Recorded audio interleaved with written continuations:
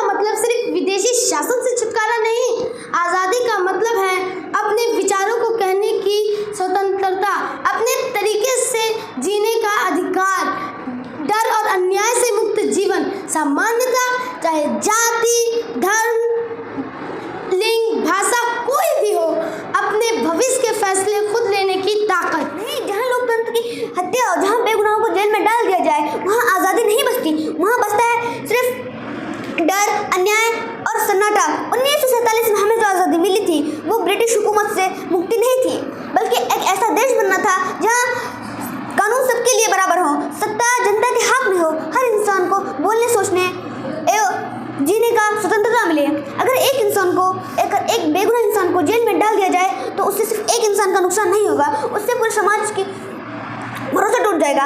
अगर लोकतंत्र की हत्या हो तो हमारे भविष्य, हमारे संविधान और हमारे शहीदों तीनों के साथ विश्वासघात है। लेकिन सोचिए, अगर आज भी भीड़ किसी इंसान को उसके नाम, धर्म, जाति या खाने की वजह से मार दे, तो क्या ये वही भारत है जिसके लिए हमारे शहीदों ने कुर्बानी दी थी? आज़ादी का मतलब है हर इंसान को बराबरी का हक देना, भय के बिना जीने का अधिकार और मतभेद को बात से सुलझाना, हिंसा से नहीं। अगर हम नफरत फैलाएंगे तो हम अपने ही देश को कमजोर करेंगे। असल आज़ादी का मतलब है नफरत को मिटाना और मोहब्बत को फैलाना। हमारे पूर्वजों ने अपनी जान इसलिए नहीं दी कि हम एक दूसरे से नफरत करें, उन्होंने कुर्बानियाँ इसलिए दी कि कोई भी इंसान धर्म, जाति, भाषा या रंग का हो, बराबरी, इज्जत और प्यार के साथ जी सके।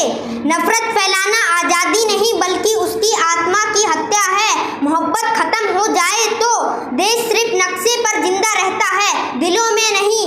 वो आज़ादी नहीं जिसका सपना हमारे पूर्वजों ने देखा था।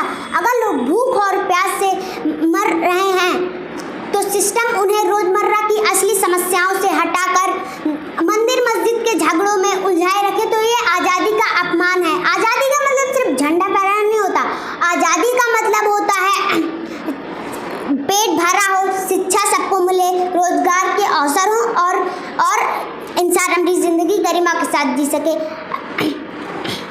जब सत्ता जनता ने मुद्दों से ध्यान हटाकर धर्म, जाति और नफरत में उलझाती है तो असली समस्याएं वहीं के वहीं रह जाती हैं और हम ये नहीं समझ पाते कि हमसे हमारा हक छीना जा रहा है। अगर वोट चोरी करके सरकार बनाई जाए तो ये बिल्कुल भी असली आज़ादी नहीं है, ये तो लोकतंत्र की आत्मा को चोट पहुंचाने जैसा है।